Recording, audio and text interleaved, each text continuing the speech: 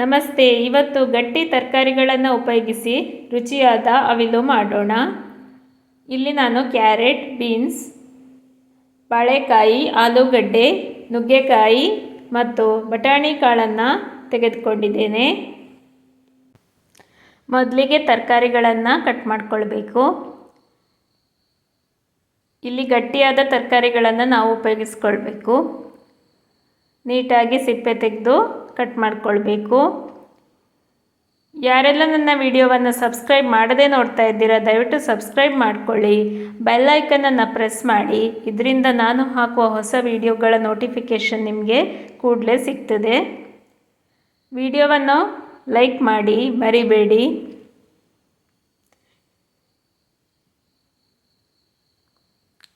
ಈ ಅವಿಲು ಕೇರಳದಲ್ಲಿ ಹೆಚ್ಚಾಗಿ ಮಾಡ್ತಾರೆ. ದಕ್ಷಿಣ ಕನ್ನಡದ ಫಂಕ್ಷನ್ಗಳಲ್ಲೂ ನಿಮಗೆ ಸಿಗ್ತದೆ. ಸೈಡಲ್ಲಿ ಬಾಳೆ ಎಲೆಯಲ್ಲಿ ಬಡಿಸ್ತಾರೆ.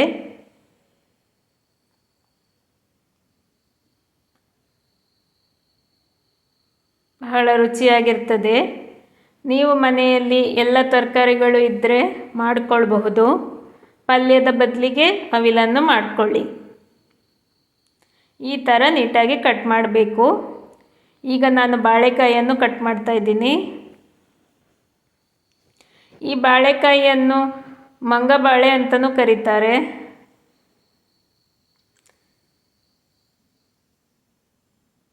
ಇದು ನಮ್ಮ ತೋಟದಲ್ಲೇ ಬೆಳೆದ ಬಾಳೆಕಾಯಿ. ಸ್ವಲ್ಪ ಸಿಪ್ಪೆಯನ್ನು ನಾನು ತೆಗೆದುಕೊಳ್ತಾ ಇದ್ದೇನೆ.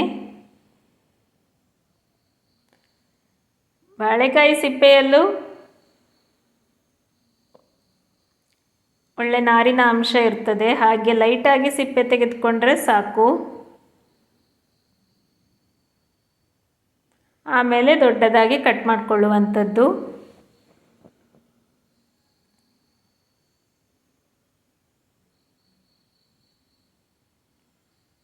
ಕೆಲವರಿಗೆ ಅವಿಲು ತಿಂದೇ ಗೊತ್ತಿರೋದಿಲ್ಲ. ಅದಕ್ಕೋಸ್ಕರ ಹೇಗೆ ಕಟ್ ಮಾಡೋದು ಅಂತ ನಾನು ವಿಡಿಯೋದಲ್ಲಿ ತೋರಿಸ್ತಾ ಇದ್ದೇನೆ. ದೊಡ್ಡದಾಗಿ ನೀವು ಕಟ್ ಮಾಡಿಕೊಳ್ಬೇಕು.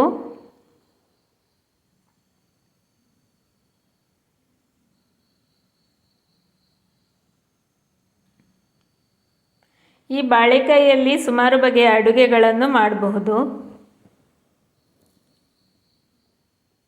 ಆರೋಗ್ಯಕ್ಕೂ ಬಹಳ ಒಳ್ಳೆಯದು. ಫೈಬರ್ನ ಅಂಶ ಅಧಿಕವಾಗಿ ಇದೆ.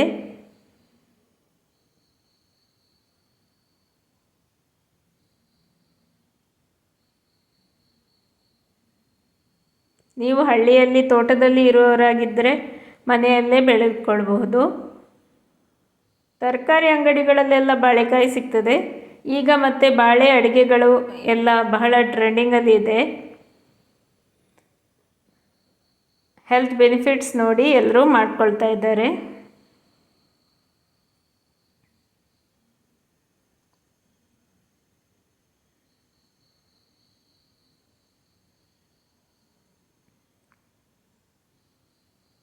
ನೀವು ಬಾಳೆಕಾಯಿಯಲ್ಲಿ ಏನೆಲ್ಲ ಅಡುಗೆ ಮಾಡ್ತೀರಾ ಅಂತ ಕಮೆಂಟ್ ಮೂಲಕ ತಿಳಿಸಿ. ನೋಡಿ ಫ್ರೆಂಡ್ಸ್, ಈಗ ಎಲ್ಲ ತರಕಾರಿಗಳನ್ನು ಕಟ್ ಮಾಡಿ ಆಗಿದೆ. ಬಾಳೆಕಾಯಿಯನ್ನು ಕಟ್ ಮಾಡಿ ನೀರಿಗೆ ಹಾಕಿಟ್ಟಿದ್ದೆ. ಇವಾಗ ಅದನ್ನು ಹಾಕ್ಕೊಳ್ತಾ ಇದ್ದೇನೆ. ಇನ್ನು ಇದನ್ನು ಬೇಯಿಸ್ಕೊಳ್ಳೋದು. ತರಕಾರಿಯನ್ನು ಬೇಯಿಸ್ಕೊಳ್ಳುವಾಗ ರುಚಿಗೆ ತಕ್ಕಷ್ಟು ಉಪ್ಪು ಮತ್ತು ಸ್ವಲ್ಪ ಹುಣಸೆಹಣ್ಣಿನ ರಸವನ್ನು ಸೇರಿಸ್ಕೊಳ್ಬೇಕು. ಇಲ್ಲಿ ನಾನು 2 ಸ್ಪೂನ್ನಷ್ಟು ಹುಣಸೆಹಣ್ಣಿನ ರಸವನ್ನು ತೆಗೆದುಕೊಂಡಿದ್ದೇನೆ. ಸ್ವಲ್ಪ ಬಿಸಿನೀರಿಗೆ ಹುಣಸೆಹಣ್ಣು ಹಾಕಿ ಕಿವುಚಿದ್ದೀನಿ. ಹುಣಸೆಹಣ್ಣಿನ ರಸ ಹಾಕಿ ಬೇಯಿಸಿದರೆ ತರಕಾರಿ ಬಾಳೆಕಾಯಿ ಬೇಗ ಬೆಂದು ಹೋಗುವ ತರಕಾರಿ. ಅದು ಬೆಂದ ಮೇಲೂ ಶೇಪಲ್ಲಿ ಇರ್ತದೆ. ಇಲ್ಲದಿದ್ದರೆ ಕರಡಿ ಹೋಗುವ ಚಾನ್ಸ್ ಇದೆ. ಅದಕ್ಕೋಸ್ಕರ ನಾವು ಸ್ವಲ್ಪ ಹುಳಿ ರಸವನ್ನು ಸೇರಿಸ್ಕೊಳ್ತಾ ಇದ್ದೇವೆ. ನಾನು ಅರ್ಧ ಭಾಗವನ್ನು ಈಗ ಬೇಯಲಿಕ್ಕೆ ಇಡುವಾಗಲೇ ಹಾಕ್ತಾ ಇದ್ದೇನೆ. ಮತ್ತು ಅರ್ಧ ಭಾಗವನ್ನು ರುಬ್ಬುವಾಗ ಹಾಕ್ಕೊಳ್ತೀನಿ. ತೆಂಗಿನಕಾಯಿ ಜೊತೆ ರುಬ್ಕೊಳ್ಳುವಂಥದ್ದು. ಅರ್ಧ ಸ್ಪೂನ್ ಜೀರಿಗೆಯನ್ನು ಸೇರಿಸ್ಕೊಳ್ಬೇಕು. ಈಗ ನಾನು ತರಕಾರಿನ ಬೇಯಲಿಕ್ಕೆ ಇಡೋ ಸಮಯ. ನಾನು ತೆಗೆದುಕೊಂಡ ಪಾತ್ರೆ ಸ್ವಲ್ಪ ಚಿಕ್ಕದಾಗಿದೆ. ಅದಕ್ಕೋಸ್ಕರ ಅದನ್ನು ನಾನು ಈಗ ದೊಡ್ಡ ಪಾತ್ರೆಗೆ ಟ್ರಾನ್ಸ್ಫರ್ ಮಾಡ್ಕೊಳ್ತೀನಿ.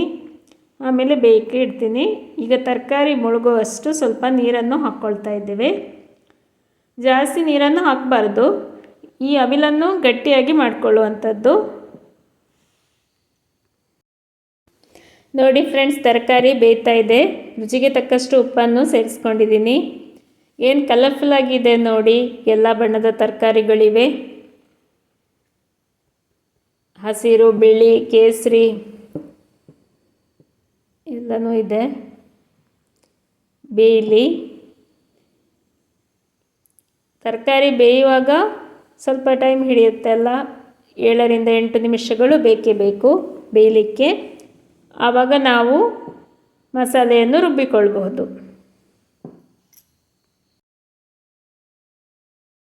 ನೋಡಿ ಫ್ರೆಂಡ್ಸ್, ನಾನಿಲ್ಲಿ ಮಸಾಲೆಗೆ 1 ಕಪ್ನಷ್ಟು ತೆಂಗಿನ ತುರಿಯನ್ನು ತೆಗೆದುಕೊಂಡಿದ್ದೇನೆ. ತೆಂಗಿನ ತುರಿ, ಹಸಿಮೆಣಸಿನಕಾಯಿ ಮತ್ತು ಅರ್ಧ ಸ್ಪೂನ್ ಜೀರಿಗೆ ಇಷ್ಟು ಹಾಕಿ ರುಬ್ಕೊಳ್ಬೇಕು.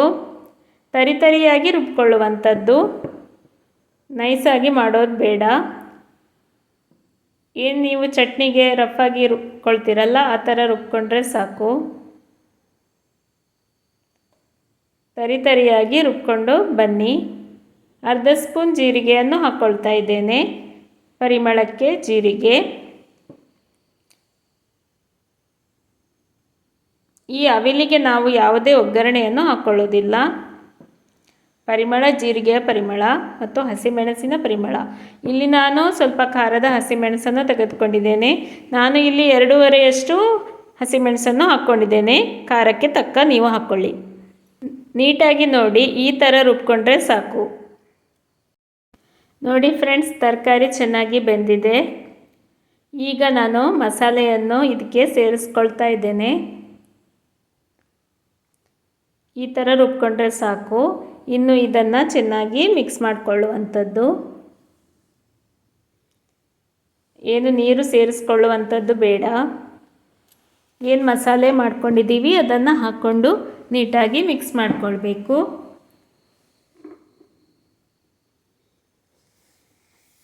ಇನ್ನು ಇದಕ್ಕೆ ಮೊಸರನ್ನು ಸೇರಿಸ್ಕೊಳ್ಬೇಕು.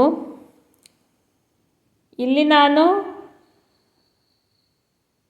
1 ಸಣ್ಣ ಕಪ್ ಮೊಸರನ್ನು ಹಾಕ್ಕೊಂಡಿದ್ದೇನೆ. ಸ್ವಲ್ಪ ಹುಣಸೆ ರಸವನ್ನು ಸೇರಿಸ್ಕೊಂಡಿದ್ದೆ ಮತ್ತು ಸ್ವಲ್ಪ ಮೊಸರನ್ನು ಹಾಕ್ಕೊಳ್ತಾ ಇದ್ದೇನೆ. ನೀವು ಹುಣಸೆ ರಸ ಸೇರಿಸೋದಿಲ್ಲ ಅಂದರೆ ಮೊಸರು ಸ್ವಲ್ಪ ಜಾಸ್ತಿ ಹಾಕ್ಕೊಳ್ಬಹುದು, ಅಥವಾ ಸ್ವಲ್ಪ ಜಾಸ್ತಿ ಹುಳಿ ಮೊಸರನ್ನು ಹಾಕ್ಕೊಳ್ಬಹುದು.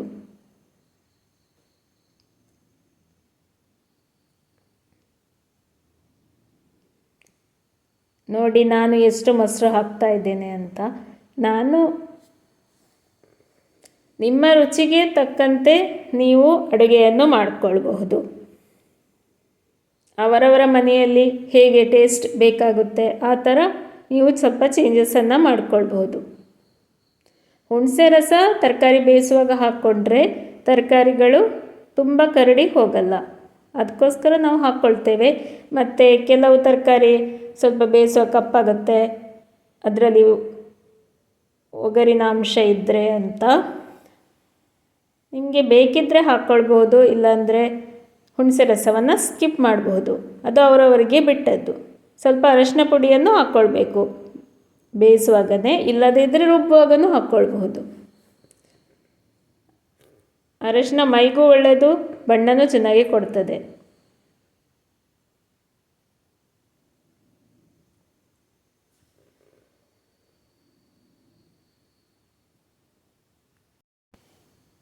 ಈಗ ಮೊಸರನ್ನು ಸೇರಿಸ್ಕೊಳ್ತಾ ಇದ್ದೇನೆ. 1 ಸಣ್ಣ ಕಪ್ಪಿನಷ್ಟು ಮೊಸರನ್ನು ನಾನಿಲ್ಲಿ ಹಾಕ್ಕೊಂಡಿದ್ದೇನೆ. 3 ಸ್ಪೂನ್ ಇರ್ಬೋದು ಇದರಲ್ಲಿ ಮೊಸರು. 3 ದೊಡ್ಡ ಸ್ಪೂನ್ ಮೊಸರು ಹಾಕ್ಕೊಂಡಿದ್ದೇನೆ. ಚೆನ್ನಾಗಿ ಮಿಕ್ಸ್ ಮಾಡ್ಕೊಳ್ತಾ ಇದ್ದೇನೆ. ನೋಡಿ ಫ್ರೆಂಡ್ಸ್, ನಾನು ಗ್ಯಾಸನ್ನು ಆನ್ ಮಾಡ್ಕೊಂಡಿಲ್ಲ, ಇವಾಗ ಆನ್ ಮಾಡ್ಕೊಳ್ತಾ ಇದ್ದೇನೆ. ಸ್ವಲ್ಪ ಬಿಸಿ ಆದರೆ ಸಾಕು. ಈ ಅವಿಲಿಗೆ ನಾವು ಯಾವುದೇ ಒಗ್ಗರಣೆಯನ್ನು ಹಾಕ್ಕೊಳ್ಳೋದಿಲ್ಲ. ಎಲ್ಲ ಚೆನ್ನಾಗಿ ಮಿಕ್ಸ್ ಮಾಡಿದ ಮೇಲೆ ಸ್ವಲ್ಪ ಬಿಸಿ ಆಗಬೇಕು. ಸ್ವಲ್ಪ ಕುದಿ ಅಂತ ಅಲ್ಲ, ಸ್ವಲ್ಪ ಬಿಸಿಯಾಗಿ ಅದು ಸೆಟ್ಟಾಗಿದೆ ಅಂತ ಆದಾಗ ಗ್ಯಾಸನ್ನು ಆಫ್ ಮಾಡಿಕೊಳ್ಳುವಂಥದ್ದು. ವಿಡಿಯೋವನ್ನು ಸರಿಯಾಗಿ ನೋಡಿ, ಆಗ ನಿಮಗೆ ಗೊತ್ತಾಗ್ತದೆ ಯಾವ ಥರ ಮಾಡಬೇಕು ಅಂತ.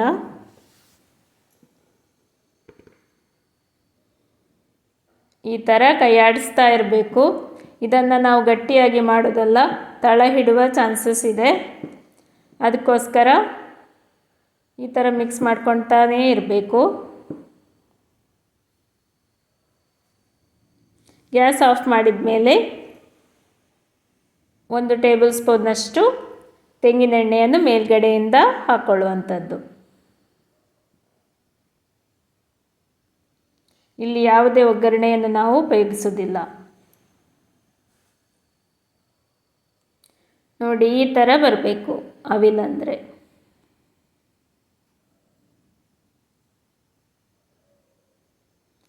ಗ್ಯಾಸನ್ನು ಆಫ್ ಮಾಡ್ಕೊಳ್ಬೋದು.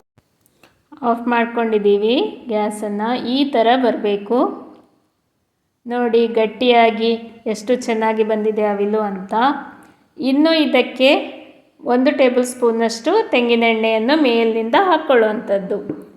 ಎಣ್ಣೆಯನ್ನು ಬಿಸಿ ಮಾಡ್ಕೊಳ್ಳಿಕ್ಕಿಲ್ಲ, ಈ ಥರ ನಾರ್ಮಲ್ ಹಸಿ ಎಣ್ಣೆಯನ್ನೇ ಮೇಲಿನಿಂದ ಎರೆದುಕೊಳ್ಳುವಂಥದ್ದು.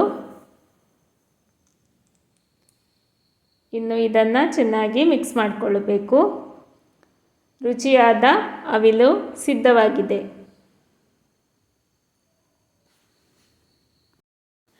ಈ ರೆಸಿಪಿ ನಿಮಗೆ ಇಷ್ಟವಾಗಿದೆ ಅಂತ ಭಾವಿಸ್ತೇನೆ. ಈ ವಿಡಿಯೋ ನಿಮಗೆ ಇಷ್ಟವಾಗಿದ್ದಲ್ಲಿ ನನ್ನ ಚಾನೆಲನ್ನು ಲೈಕ್, ಶೇರ್, ಸಬ್ಸ್ಕ್ರೈಬ್ ಮಾಡಿ.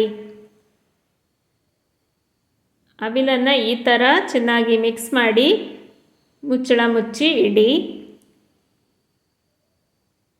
ಈ ಥರನೇ ಸಪೋರ್ಟ್ ಮಾಡಿ. ಧನ್ಯವಾದಗಳು.